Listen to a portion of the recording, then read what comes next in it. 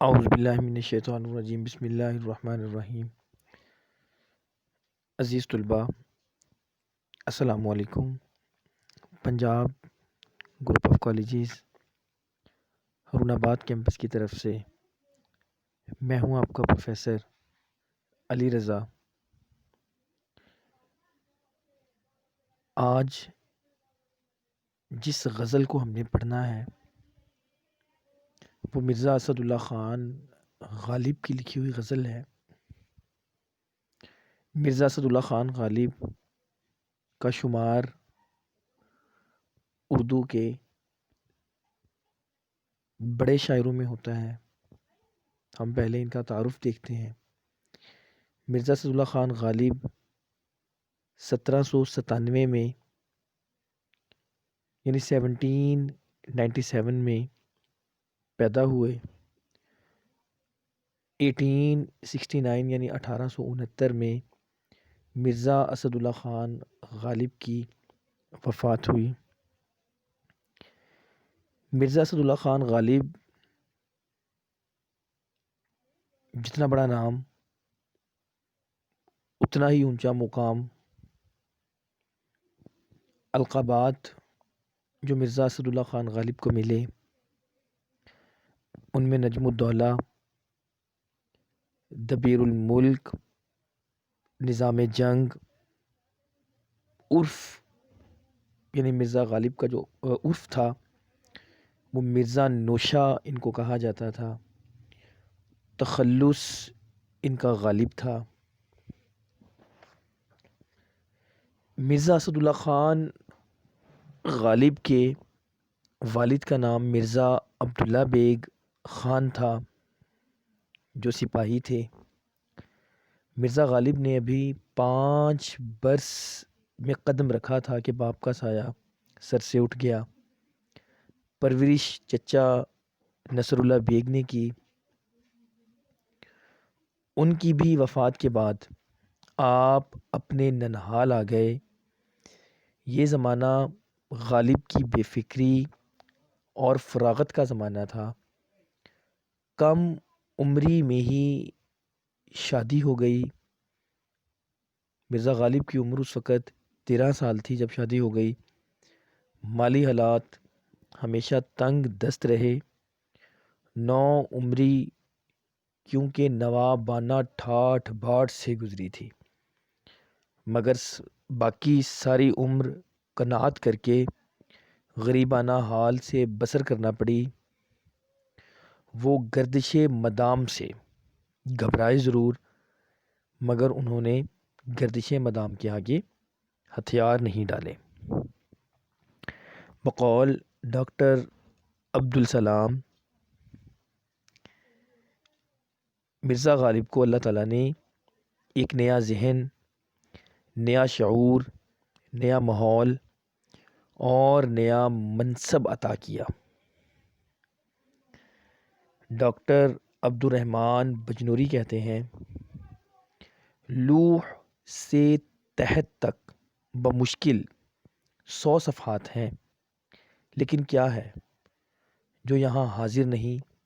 کون سا نغمہ ہے جو اس کی زندگی کے تاروں میں خوابیدہ یا بیدار نہیں ہے؟ مرزا اسد اللہ خان غالب کا اردو زبان کے اندر کوئی ان کا ہمسر نہیں ہے۔ غالب نے مختلف قسم کی تصانیف لکھی جن میں دیوان اردو، کلیات نظم فارسی، کلیات نثر فارسی، عود ہندی، اردو معلی، قاط برہان، مہر نیمروز، دستن بو اور دیوان غالب ان کی مشہور کتابوں میں شمار کی جاتی ہیں۔ شاعری کے حوالے سے مرزا غالب کا تعارف کچھ ہم یہاں پہ لکھیں گے۔ یہ پہلا پیراگراف کوشش کریں کہ غزل کی تشریح کرتے وقت ہر شعر کے شروع میں یہ لازمی لکھیں، آسمان سخن کا غالب ترین ستارہ، جن کا نام بھی غالب اور کام بھی غالب ہے، قدرت نے غالب کو وسیع مشاہدہ اور قوت تخیل سے نوازا تھا۔ باحیثیت شاعر غالب اردو زبان کے سب سے بڑے شاعر ہیں۔ مرزا اسد اللہ خان غالب کا کلام، کچھ ان کا تعارفی طور پہ کچھ اشعار ہم آج دیکھتے ہیں۔ غالب کہتے ہیں اور بھی دنیا میں سخن ور بہت اچھے،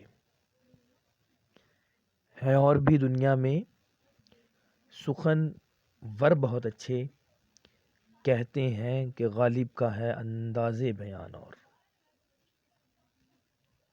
غالب خستہ کے بغیر کون سے کام بند ہیں، غالب خستہ کے بغیر کون سے کام بند ہیں، روئیے زار زار کیا کیجئے ہائے ہائے کیوں۔ ہوگا کوئی ایسا کہ جو غالب کو نہ جانے، ہوگا کوئی ایسا کہ جو غالب کو نہ جانے، شاعر تو وہ اچھا ہے پر بدنام بہت ہے۔ یہ مسائل تصوف یہ تیرا بیان غالب، یہ مسائل تصوف یہ تیرا بیان غالب، تجھے ہم ولی سمجھتے جو نہ بادہ خوار ہوتا۔ ہوئے مر کے ہم جو رسوا، ہوئے کیوں نہ غرق دریا، نہ کبھی جنازہ اٹھتا نہ کہیں مزار ہوتا۔ موت کا ایک دن معین ہے، نیند کیوں رات بھر نہیں آتی، آگے آتی تھی حال دل پہ ہنسی اب کسی بات پہ نہیں آتی۔ کعبے کس منہ سے جاؤ گے غالب، شرم تم کو مگر نہیں آتی۔ مرزا غالب کے چند اشعار ہم نے آپ کے سامنے پیش کیے۔ مرزا غالب کی جو کتاب ہے دیوان غالب، اردو کی وجہ سے ان کو شہرت ملی۔ مولانا الطاف حسین حالی جو کہ مرزا اسد اللہ خان غالب کے خاص شاگردوں میں سے ہیں، انہوں نے دیوان غالب کو ایک الہامی کتاب کا درجہ بھی دیا ہے۔ ہم یہ کہہ سکتے ہیں عام لفظوں میں کہ اردو زبان کا سب سے بڑا شاعر جو ہے وہ غالب ہے۔ بہت سارے لوگوں کے ذہنوں میں شاعر مشرق علامہ محمد اقبال کا نام آتا ہے شاعری میں، نو ڈاؤٹ۔ علامہ اقبال کا مقام اور غالب کا مقام سمجھنے کے لیے بس ذہن میں یہ رکھیں کہ علامہ اقبال جو ہیں یہ ایک انسان بہت بڑے تھے، اللہ کے ولی تھے، شاعر بھی تھے، لیکن شاعری کے ساتھ ساتھ ایک اچھے انسان بھی تھے۔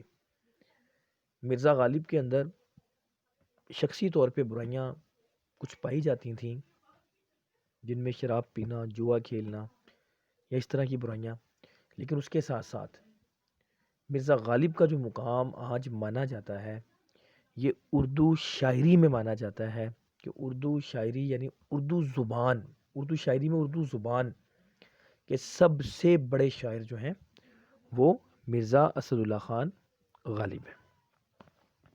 مرزا اسد اللہ خان غالب کو خراج عقیدت پیش کرتے ہوئے علامہ محمد اقبال نے کیا کہا، یہ آخری شعر میں نے علامہ محمد اقبال کا اس میں ایڈ کیا ہے۔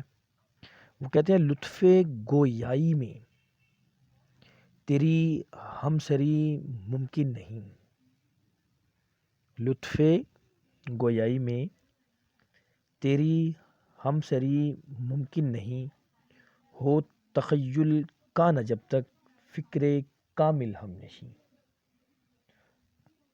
علامہ محمد اقبال نے بڑے خوبصورت انداز میں مرزا اسد اللہ خان غالب کو خراج عقیدت جو ہے وہ پیش کیا. ہم نے ابھی پڑھا. ہم بڑھتے ہیں غزل کے پہلے شعر کی جانب. ہمارے پاس شامل نصاب جو غزل ہے، غزل نمبر 1، اس کا پہلا شعر ملاحظہ فرمائیں. بس کہ دشوار ہے ہر کام کا آسان ہونا، بس کہ دشوار ہے ہر کام کا آسان ہونا، آدمی کو بھی میسر نہیں انسان ہونا. مفہوم دیکھیں جی اس کا. یوں تو دنیا میں ہر کام مشکل ہے، لیکن آدمی کا انسان بننا سب سے زیادہ مشکل ہے. شاعر اس میں ہمیں سمجھانا چاہتے ہیں کہ آدمی اور انسان کا فرق کیا ہے. ایک آدمی کو انسان بننے کے لیے بہت سخت محنت کی ضرورت ہے. دیکھا جائے تو اس دنیا میں یوں تو ہر کام مشکل ہے، ہر کام کو کرنے کے لیے کچھ نہ کچھ سخت محنت اور کوشش ضرور کرنی پڑتی ہے. اس لحاظ سے کسی بھی کام کو آسان سمجھنا نادانی ہے، لیکن اس دنیا میں سب سے مشکل کام آدمی کا انسان بننا ہے. اگر آدمی اور انسان میں فرق دیکھا جائے تو آدمی خام مال ہے، جیسا کہ حیوان ہے. وہ اپنی فطری کمزوریوں کے ہاتھوں مغلوب ہے، اور اس میں اعلیٰ انسانی اخلاق اور اوصاف موجود نہیں ہے. وہ صرف اپنی نفسانی خواہشات کی تکمیل کے لیے زندہ ہے. لیکن اس کے برعکس انسان ایک کندن ہے. وہ آدمی تو ہے لیکن انسانیت کے اعلیٰ ترین اوصاف سے مزین ہے. وہ حیوان تو ہے لیکن بہترین اخلاق اور کردار کا مالک ہے. وہ نفسانی خواہشات کو لگام دینے والا ہے. وہ حق اور صداقت کا آئینہ ہے. مثنوی مولانا روم میں ایک درویش انسان کی تلاش میں چراغ لیے پھرتا ہے جو نایاب ہو چکا ہے. شاعر کا مدعا یہی ہے کہ چونکہ آدمی سے انسان بننے کا سفر بہت مشکل ہے، اس لیے حال حال لوگ اس مقام پر نظر آتے ہیں. اس لیے میر تقی میر نے کیا کہا، کہتے ہیں مت سہل ہمیں جانو پھرتا ہے فلک برسوں. سہل کہتے ہیں آسان کو، فلک آسمان کو کہا جاتا ہے. مت سہل ہمیں جانو پھرتا ہے فلک برسوں، تب خاک کے پردے سے انسان نکلتے ہیں.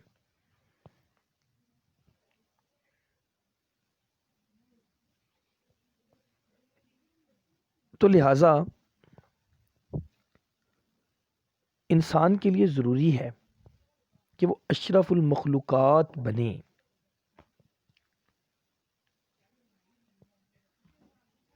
انسان اپنے عمل سے ان کا اظہار بہترین انداز میں کرے، کیونکہ صرف کھانا پینا، رہنا سہنا، مر جانا مقصود حیات نہیں ہے.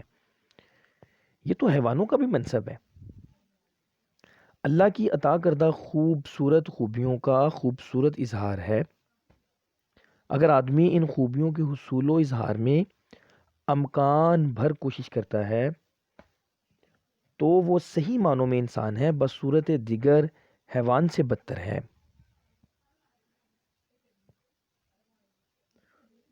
مختصر یہ کہ آج دنیا میں آدمیوں کی کثرت ہے. یہ سائے ہیں جو چاروں طرف منڈلا رہے ہیں. اس کثرت میں کوئی ایسا شخص ڈھونڈنے سے بھی نہیں ملتا جو انسانی قدروں اور پاکیزگیوں کا مرقع ہو. اس لیے ہر دور میں آدمیوں کی کثرت اور انسانوں کی قلت رہی ہے، کیونکہ آج ہم لوگ اپنے اخلاق و کردار کا ویسا نقشہ نمایاں کر رہے ہیں گویا مادیت پرستی کا دورہ ہے. تو مولانا الطاف سنہالی کیا کہتے ہیں؟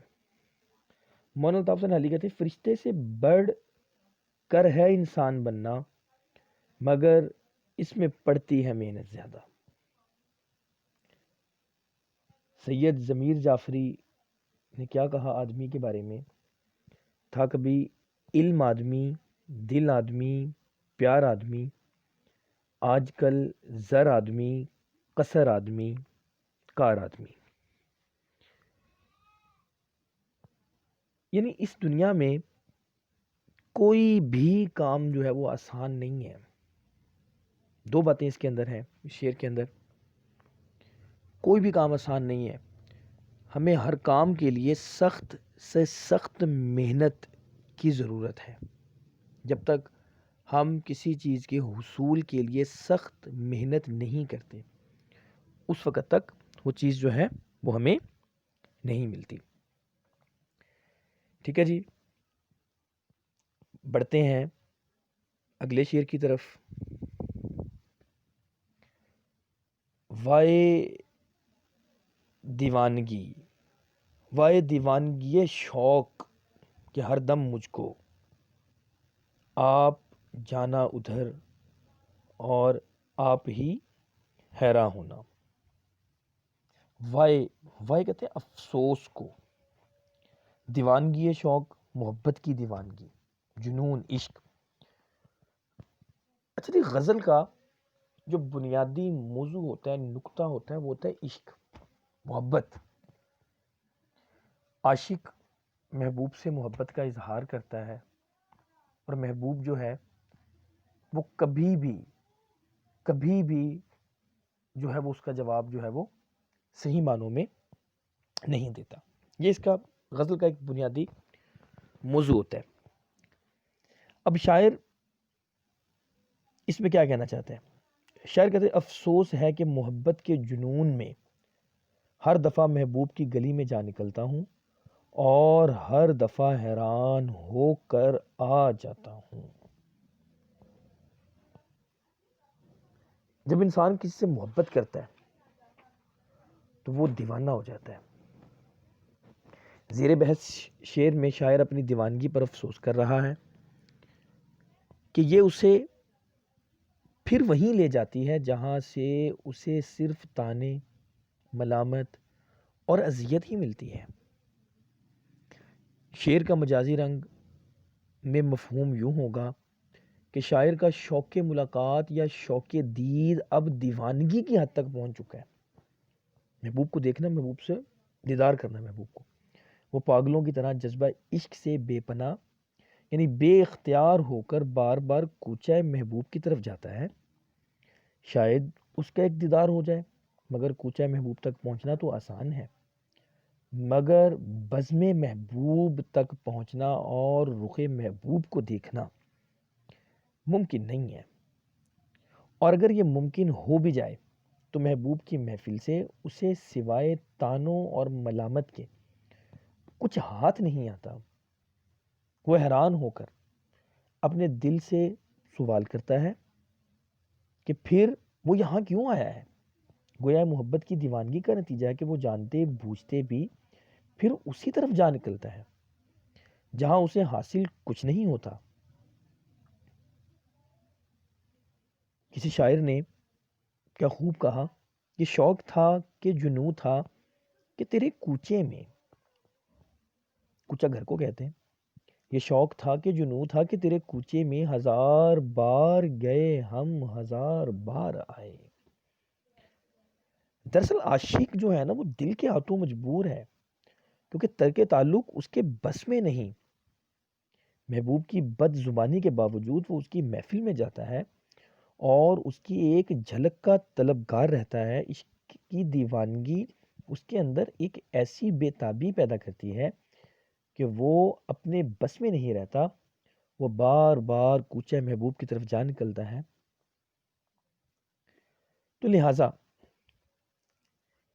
پھر معاملہ یہ بھی ہے کہ اس بار بار آنے جانے میں وہ محبوب کی بد زبانی سے شاعر کی انا اور خودداری پر ضرب پڑتی ہے۔ اسے احساس ہوتا ہے کہ جیسے اس کے نصیب میں یہی کمتری اور ذلت ہے، اردو کی شعری روایت میں محبوب اور عاشق کا یہ تعلق اسی انداز سے پروان چڑھتا ہے، یعنی محبوب ہمیشہ تغافل کا انداز اپناتا ہے اور عاشق اس تغافل کے ہاتھوں ذلت اور رسوائی اٹھاتا ہے۔ غالب نے ایک اور مقام پر کہا تھا کہ میں خودداری کی وجہ سے اس کے کوچے میں نہیں جانا چاہتا تھا،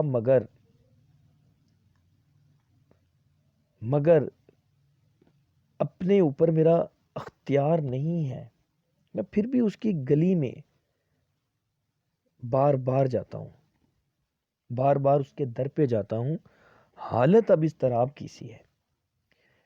یعنی بات یہ ہے کہ شاعر اپنے دل کے ہاتھوں مجبور ہے۔ جب وہ دیوانہ ہو گیا، پاگل ہو گیا، وہ گھر سے تو نکلتا ہے کسی اور کام کے لیے، گھر سے تو وہ کسی اور کام کے لیے نکلتا ہے، لیکن چلتے چلتے وہ محبوب کی گلی میں آ جاتا ہے۔ اس کو محبوب کی گلی میں آ کے پتا چلتا ہے کہ میں تو پھر وہیں پہ آ گیا، یعنی وہاں پہ آ کے حیران ہوتا ہے، حالانکہ پھر اسے وہاں پہ وہی تانے ملامت، لوگ اس سے برا بھلا کہتے ہیں، پھر وہ دل میں تہیہ کر لیتا ہے کہ اب میں نے محبوب کی گلی میں نہیں جانا، لیکن پھر کبھی جب گھر سے نکلتا ہے، دیوانہ پن ہے نا، پاگل پن ہے، تو وہ پھر محبوب کی گلی میں نکل آتا ہے۔ تو لہٰذا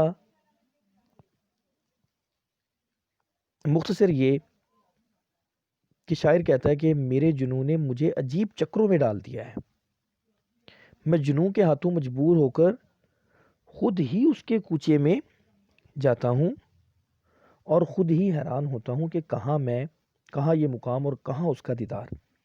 حیرت اس امر پر ہے کہ جب اس تک پہنچنا ممکن ہی نہیں تو اس بیکار کوچہ گردی کا کیا فائدہ ہے، اور حیرت اس بات پر بھی کہ لوگ کتنے خوش نصیب ہیں جنہیں کوچہ یار کے بعد بزم یار میں بھی جانے کا جو ہے وہ شرف ملتا ہے۔